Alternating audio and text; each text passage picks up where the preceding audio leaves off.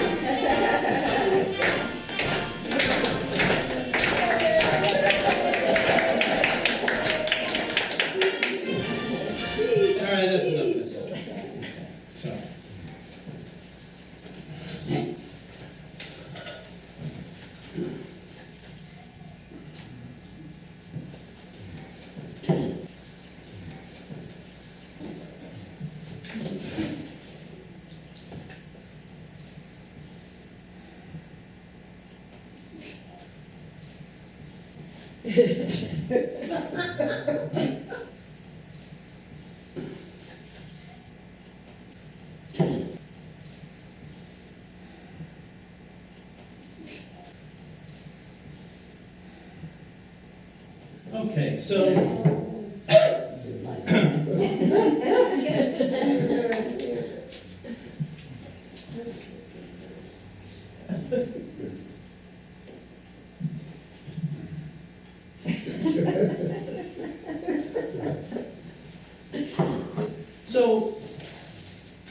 a couple of months ago, Ted Cruz's college roommate said to a reporter that he would vote for anyone at random out of the phone book rather than voting for Ted. Well, I'm in the phone book, and I have a phone, and to me this was a cry for help. And I heard the cry.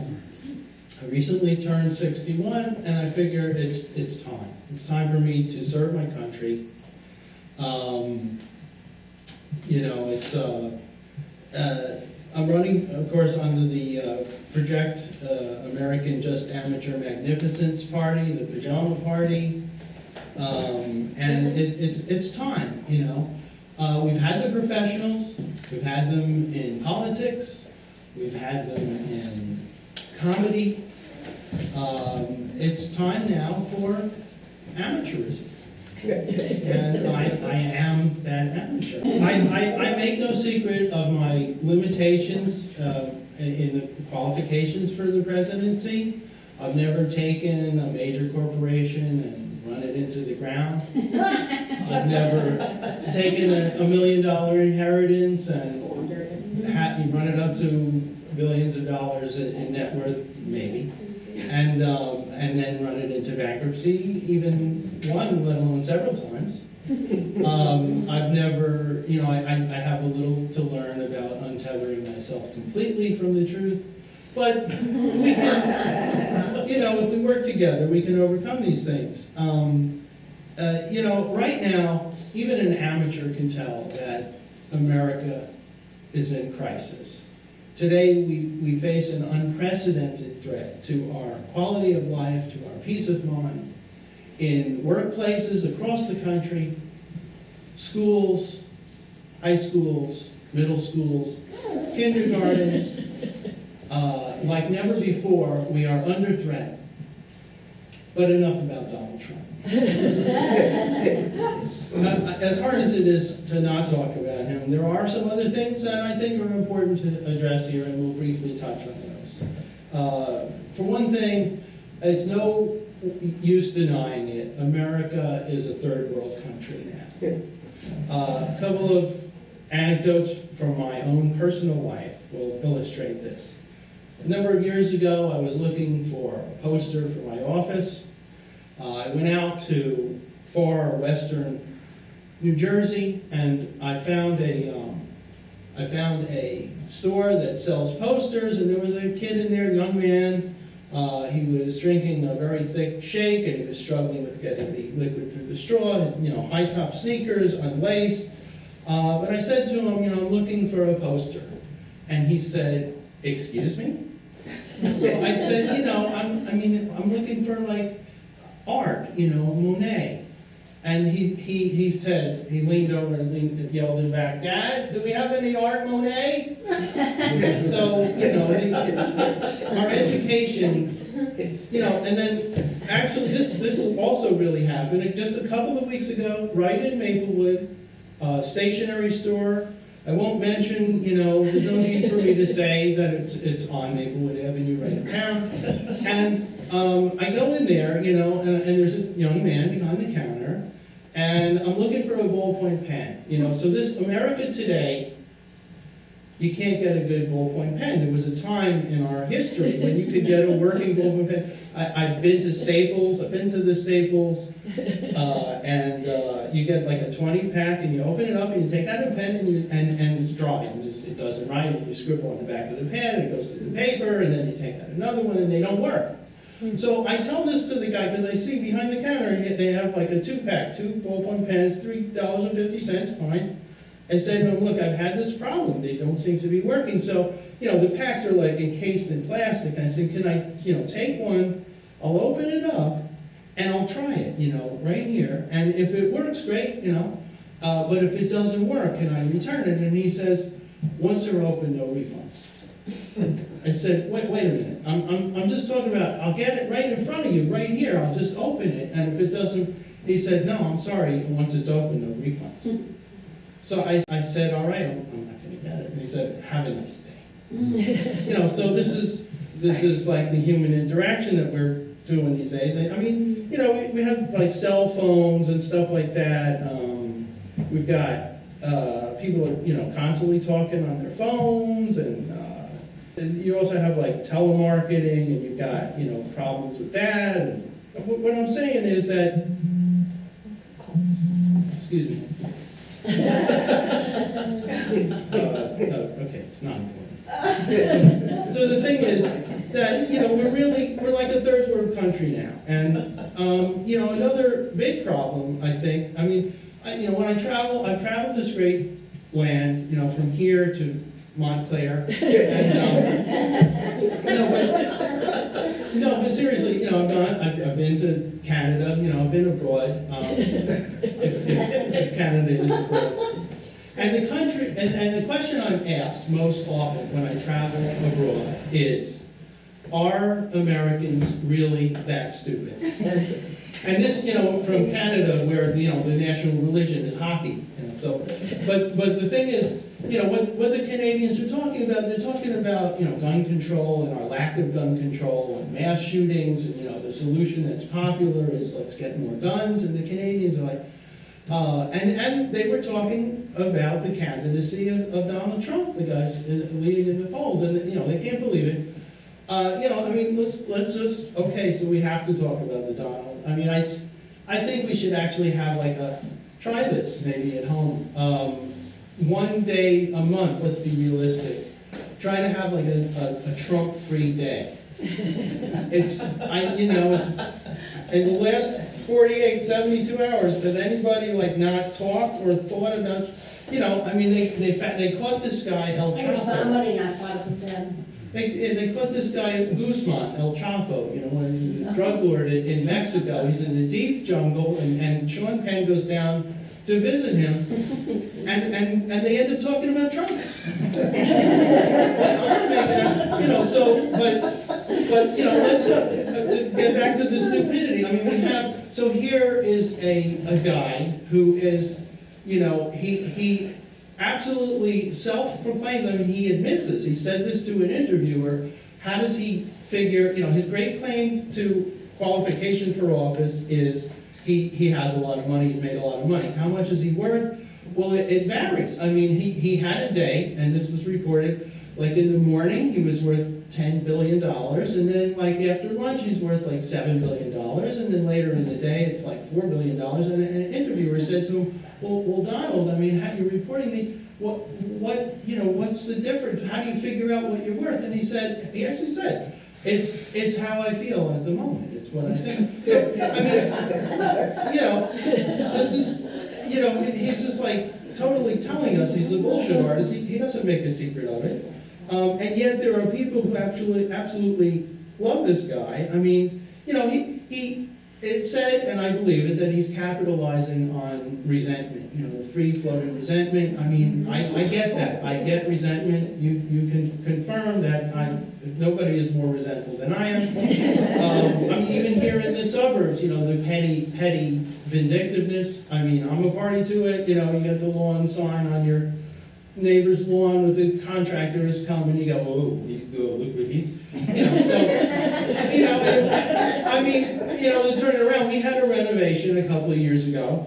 We had a nice renovation, and, you know, so I went to a Christmas party on our block, and the woman who, until we did our bump up with the attic that changed the silhouette of the house, she had the tallest house on the block, and she actually said to me, although she had been drinking, you know, so, but she said to me, I hate you. You know, so, I mean, I get that. I would, you know, in fact, there's a sign out front that says Steve Sklar for president. I expect, you know, Prospect Street, busy street, probably, if my neighbors, you know, when they've driven by, I'm sure they've gone, oh, who does he think he is? You know, I expect it would, because I would feel that way if it was somebody else, you know, and if my neighbors happen to be, you know, more together and high-minded than that, then my reaction to that is, oh, who do they think they are? You know.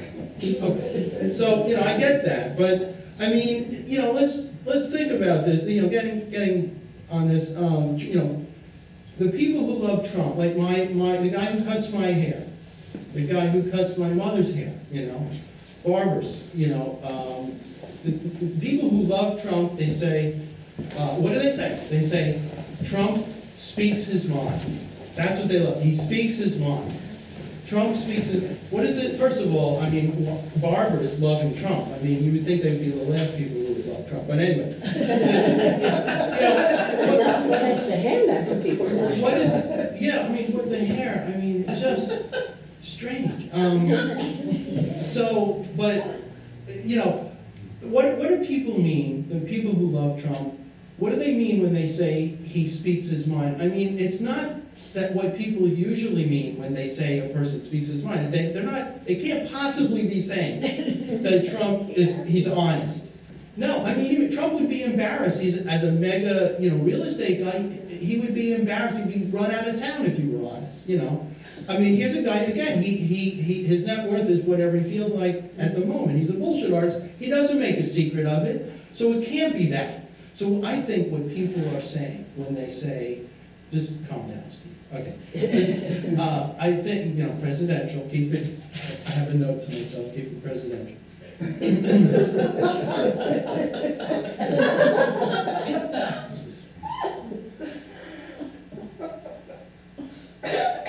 Yeah, okay. So then, you know, what I think what people have in mind when they say Trump speaks his mind is that he speaks their mind. I mean, you know, of course it's racist, xenophobic, scary stuff, but I think that's what people are, and they're embarrassed to say what he's saying, so they say he speaks his mind, because they don't want us to get up in their face about the racism and the xenophobia, and you can't get up in Trump's face, at least not directly because of the bodyguard, so, you know, so I think that's what it's about. But, I mean, that's just scary and mean and cowardly, but to get back to stupid, if I could, because that's an important thing here. I mean, the other thing about Trump, another, you know, constant, a mantra, the way he lives his life, the principle of his existence is this whole idea of winners versus losers, okay? Winners being Trump and losers being everybody else. And yet, you know, consider his base. I mean, his base, there's been studies, and these are people who are relatively uneducated, blue collar, maybe, you know, people with, they've lost their jobs or they're afraid of losing their jobs, like probably many people in this room, and myself, except I work for myself. And that's, you know, that's his base. By Trump's view of the world, not my view of the world, not ethical culture's view of the world, but the unethical culture of Donald Trump, again, he would make no secret of this. This is known. These people are the lowest of the low. They would be the riffraff. They would be the ultimate losers. And yet, these are the people who flock to his rallies. So, stupid, I think.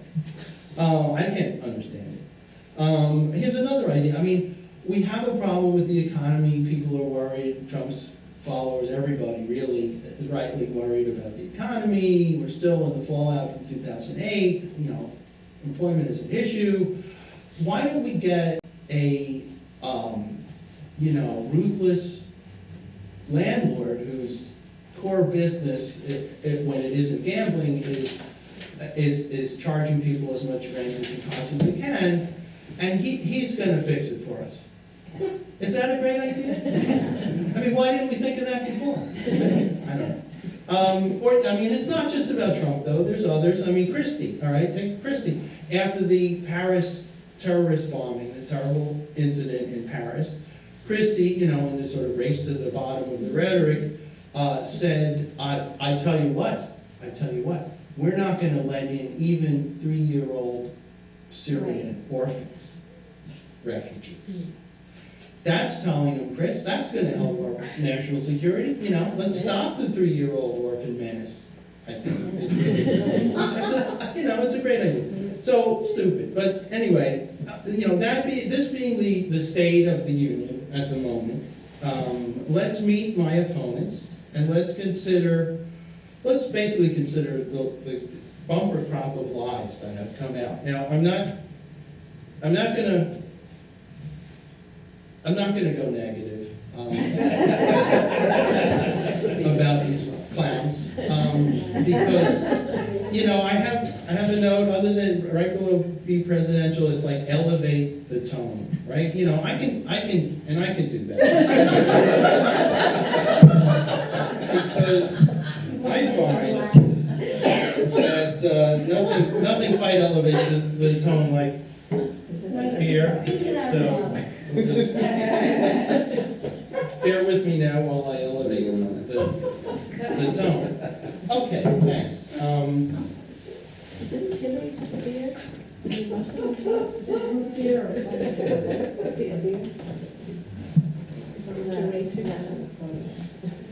So the thing is, the best of the lies have really concerned the candidates' backstories. That's very popular now. Let's think about Rubio. His big thing about his backstory, personal story, up close and personal. His parents fled Castro's Cuba, except they didn't. When they came here, Castro was still in Mexico, probably. He was not in power. Okay, so that's Rubio. Ted Cruz. Ted Cruz says his father was a Cuban freedom fighter. Except that he wasn't.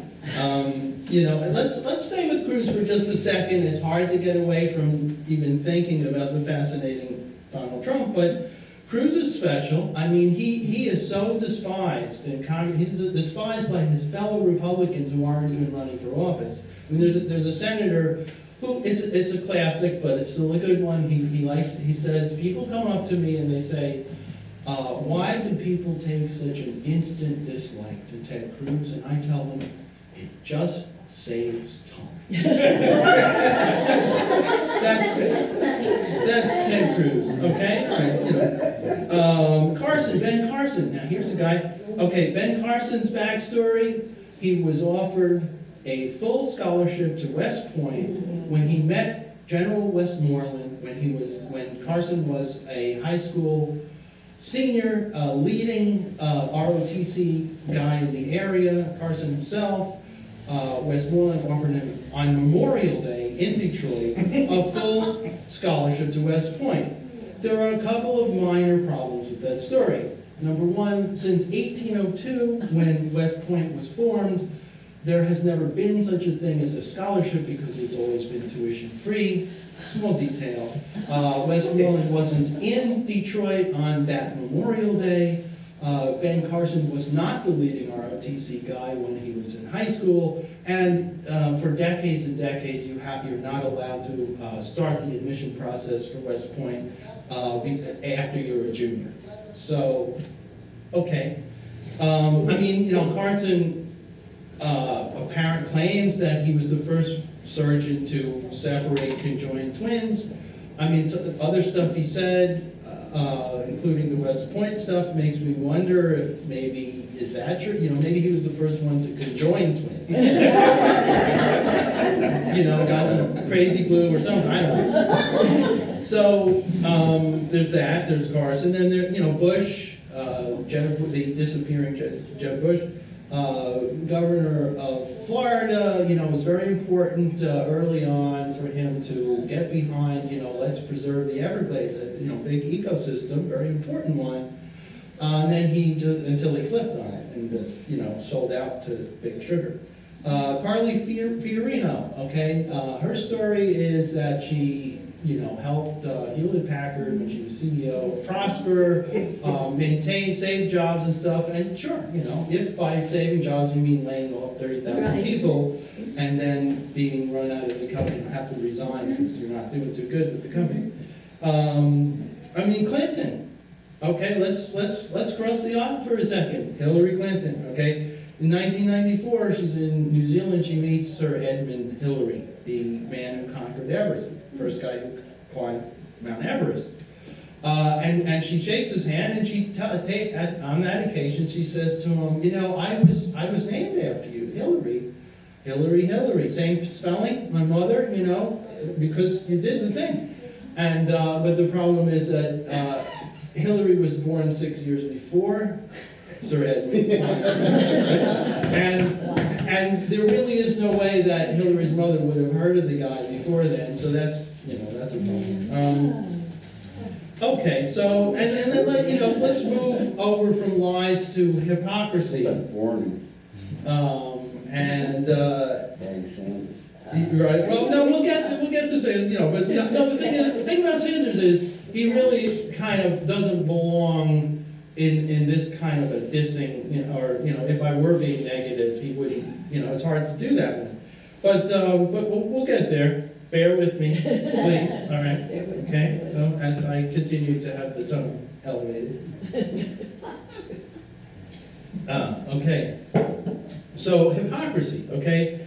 Clinton, let's start, we were at Clinton, so, I mean, Clinton on Edward Snowden, I mean, she's been in the vanguard of calling for him to bear the full weight of the law because of his leaking of, you know, federal data and stuff, and, you know, Clinton's not doing too well there. But more importantly to me, she's also said, well, let him come and face the music and stand trial here. Let him stand trial. She knows full well, she's a lawyer, she has the background, I mean, she probably learned something in Yale Law School, what that means, you know, Snowden would be charged under the Espionage Act, where he would automatically have no meaningful defense, and therefore he would be put in jail without the option, probably for life. So it's a little disingenuous. And then, okay, Rubio and Cruz, sons of immigrants, their stance on immigration, you know, let's not let people like my parents come here. Little aside, a number of years ago in Newark, the INS, when it was called that, had an asbestos problem. There was a room or two, a bunch of case files. They were doing some construction, and all this asbestos came down. The problem was, you know, they were looking for workers who would clean it up. And it just stayed like that for 6 months, not cleaned, and all the cases involved were stalled because the only people they could find who were willing to do the cleanup were here without immigration status. They couldn't get American workers who would do it then. Okay. Just thought I'd remind you of that. You know, Trump again. I mean, fertile ground. You know, one thing about he wants to build a wall, and he has the thing about the Mexican rapists. You know, Mexicans are rapists, and he says some of them may be good people, but you know, but at least we know that they're mainly rapists. And so, but the thing about Trump is, I mean, his grandfather, when the family name was Trumpf, you know, and they came from Germany, his grandfather was the pioneer. Came here, the guy, ironic, I'm not making this up, was a barber's apprentice, okay? I don't know, but, you know, maybe there's some, like, generation skipping Freudian thing going on.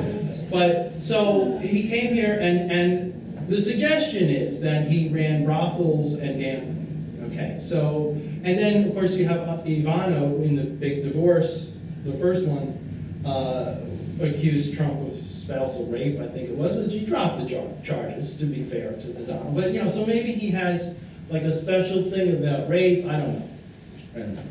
And then, the other thing about Trump is he calls people ugly. He calls Fiorino ugly. I mean, have you seen this? What's the chance he hasn't seen, this guy hasn't seen himself in a mirror, or at least TV? I mean, he could be a model for like gargoyle sculptors. And that's not opinion, right? That's fair. So, a little hypocrisy there. So, when you get, when you guys run for president, you'll find this. When you get sort of mired in, or you're delighting in considering with an elevated tone, the candidacy that's out there, other people, my opponents in the race, it can kind of bring things down. So I actually, sometimes lately I like to go on YouTube and look at the sayings and the videos of the Dalai Lama to remind myself that there is actually a range of human personality. And so it's come into my mind to, let's compare and contrast for a moment the Dalai Lama and the Donald, okay? So, the Dalai Lama, like one big principle of his life is respect all sentient beings, okay? That's the Dalai Lama. The Donald would be life is winners, like me. Winners is Donald, and losers everybody else. So that's a contrast. The Dalai Lama is all about the pathway to happiness, truly, is compassion. And the Donald in that arena would be, his saying would be like, bomb the shit out of him. Okay? So the Dalai Lama is basically the avatar of the search for underlying reality, and the Donald is the man would-be king of reality TV. So, I'd like to take a moment here. Let's play a little game, a little moment of audience participation. I call it the winners and losers a la Trump game. So I'll start it off. I'll give you some examples. Let's consider like the greatest figures in human history, and let's ask ourselves, but from Donald's perspective, whether they could possibly be winners or losers. You kind of can see where this is going, but Mozart, okay, winner or loser? Loser, because he died young and he died broke. Okay, Gandhi, okay, Gandhi. No, let me do Gandhi. Loser. He was assassinated. What, did he not have bodyguards? Were they incompetent? So he's a loser. How about Napoleon? Napoleon Bonaparte? He's a loser. Exile. Who's exiled? Forget about the victories. So all right, anybody, think of a figure, and then we'll analyze whether they could possibly be a winner. Jesus. Jesus? That's good. Jesus is good. Okay. Things didn't go well for him.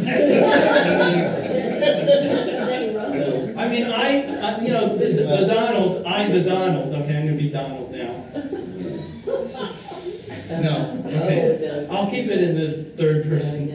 It's safer. The Donald actually about Jesus and Christianity, early on he was kind of speaking to a group of sort of evangelical types. And he said, I get the whole Christian thing. I have the wafer, I do the little wafer thing, and they're like, I don't know, Mary, he doesn't really sound churchy, I'm getting a vibe here. So, truth, okay. So that was good. Jesus was good, but he, the Son of God, Trump has to like that, but, like you and me. Churchill. He let himself go. and the cigars, and the hat, is kind of, who wears a hat like that? You know what I'm saying? He was good with the language though. I'll give him that. He was for a loser, he did okay. He had a little run there. You know, who? FDR. FDR. I mean, the guy's in a wheelchair. I mean, how are you gonna, I wouldn't. I mean, if Trump is a germaphobe, he wouldn't have gotten polio. I mean, I know it sounds harsh, but you gotta grow up. Okay. Who? Lincoln? Yeah. See Gandhi.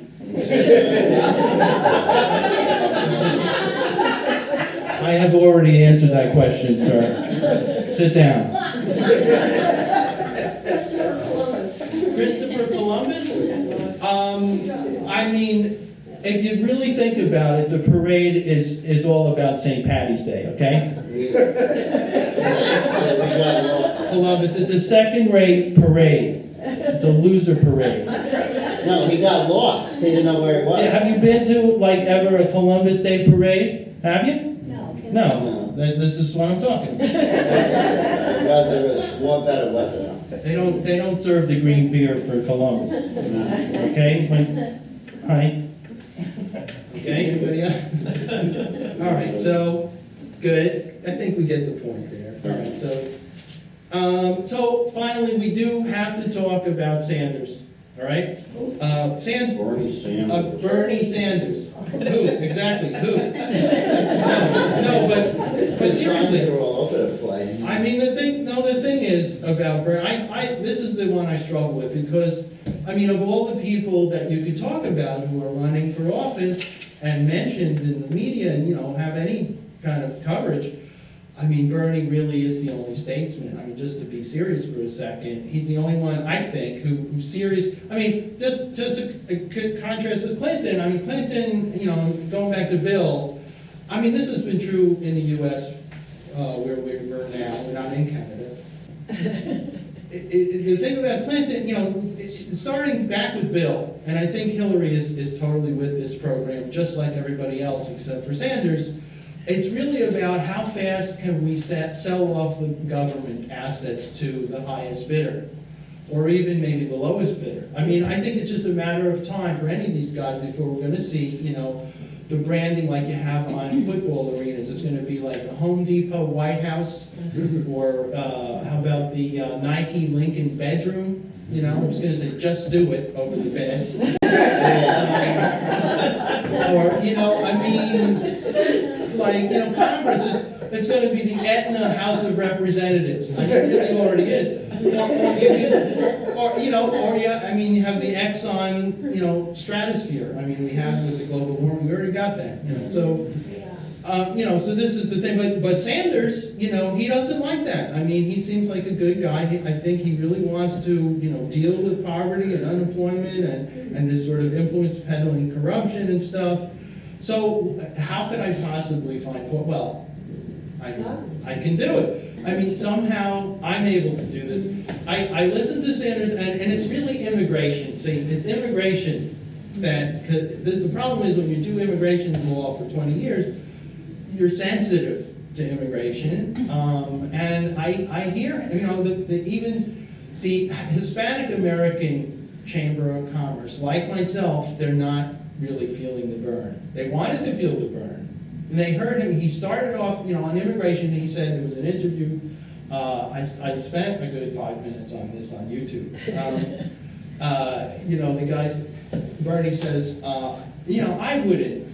I'm not looking to deport 11 million people. And I'm thinking, right on, good, a lot of those, I'm for those people.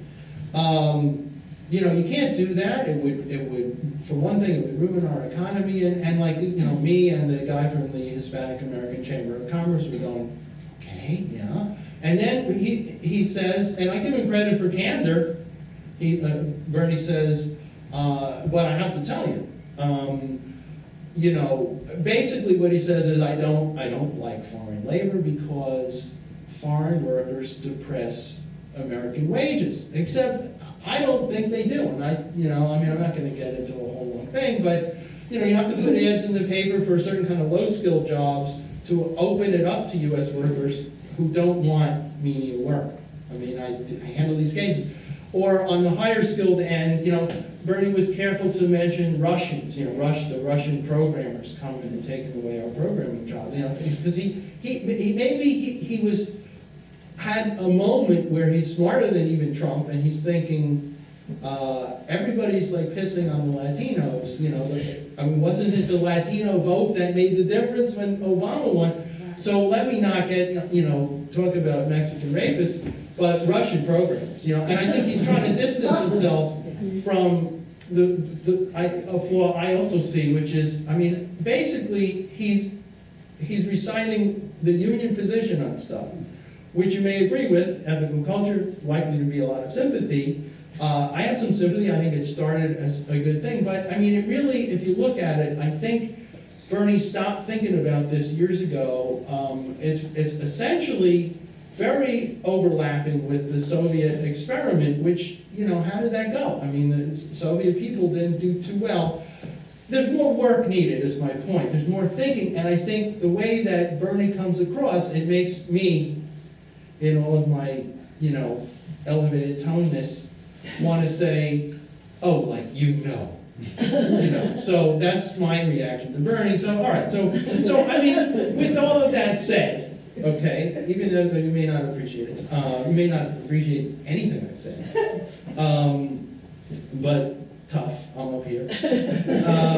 So who's left standing? I'm not feeling the Byrne, I'm not feeling the Hillary, I'm not feeling the Donald, okay? It's strangely enough, who's left? The person standing in front of you, me, okay? So let me talk about my platform for a second, okay? Let me end up with that. Gun control, okay? What would I do? Gun control, people like killing people that's off the charts, not a problem. Gun control with the Second Amendment crazies and the people wanting to carry things, should it be open carry in the supermarket or not? This is the sensitive, detailed debate that's going on on the right. Do I have to hide my gun, or can I show it? Can I flaunt it? Can I let you peek at it? Maybe, I don't know.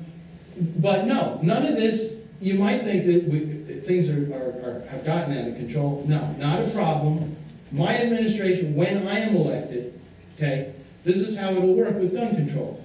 I'm looking at statistics, this is true, statistics that say if you carry a gun, it doesn't mean you have any greater chance of survival of an armed attack.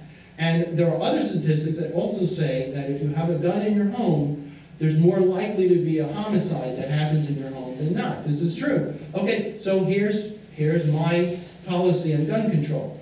Just give bulletproof vests to the rest of us who don't own guns, and let all the Second Amendment crazies just polish each other off. Okay? So it's a problem that solves itself. Okay, not a problem. Okay, let's talk about the economy. So here's my thinking. Here's what I got. Let's not put a ruthless landlord in charge of the economy. Let's not sell off American government assets to the highest or maybe even the lowest bidder. And let's not be satisfied with thinking that needs more work so that a guy like me ends up saying, oh, Now, the thing I will do that none of my opponents will do, because you're not allowed to do this, and it was hard for me even, is to say, I don't know. So that's my policy, is I will get rid of all that other stuff. I'll start with I don't know. Okay, that's it. It's not much, but it's better than what they're doing. Okay. So, and then how about national security or immigration? Okay, so here's the thing. Trump wants to build this wall. I'll build a big wall. I'm good at building walls. I built the best walls. It'll be a huge wall, and it'll be beautiful, and it'll say Trump on it, and it's gonna run, the whole length of the southern border, and that's what we're gonna do, okay, to protect ourselves and deal with immigration. No, okay. My plan, I would build a wall, okay. I'm gonna do that, and I'm gonna protect all that we hold most dear, and protect it against, a great threat to our well-being and our quality of life, I say, let's build a wall around Donald Trump.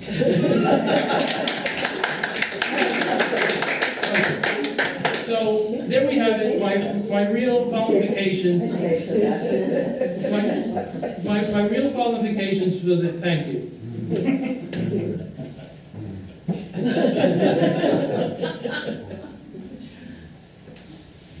Where were we? My real qualifications for the job. I'm willing to say, I don't know. It's not much, but it's a start. Vote for me. I don't have a clue. If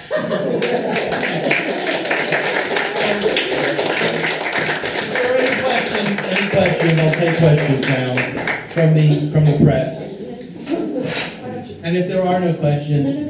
Could you please pose with your beer bottle? Oh, okay. By the way, this is Mexican beer. It's what? Mexican. Is it legal? Oh, that's good, that's very presidential. I've been practicing with the beer. Okay. You know, it's more elegant from the bottle. Is that good? Thank you, thank you. Are you looking for a cabinet appointment? I give them out very freely. You never know, I'm unemployed at present. Okay, that's good. You could deal with our unemployment problem by getting employed. Okay, it's not a problem. Okay, it's not a problem. I want to put to the candidate. Yes, I have Elaine. it is a very insightful, very inclusive analysis of political candidates. You can judge them by the color of their ties. They're all boring. They're all party aligned. Even Barack Obama went that way, these ghastly satin ties. This man clearly is above all No this. tie. I don't want people judging me by my tie. The emperor's new tie. I was thinking about this issue of Hillary's deep connections in the Democratic Party network and being able to manipulate things so that Sanders gets no attention.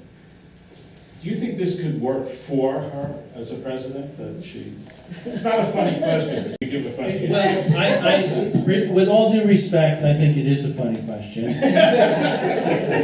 and it deserves an appropriate answer, which would be manipulation will always work for you in politics. So, yes, I would think it would be a very good thing for her to stay with it in the unlikely event she was considering abandoning that kind of thing. But the other thing I would say is you reminded me that, because I voted for Obama twice, and I feel therefore privileged or entitled to not like a lot of things about his administration because I voted for him twice.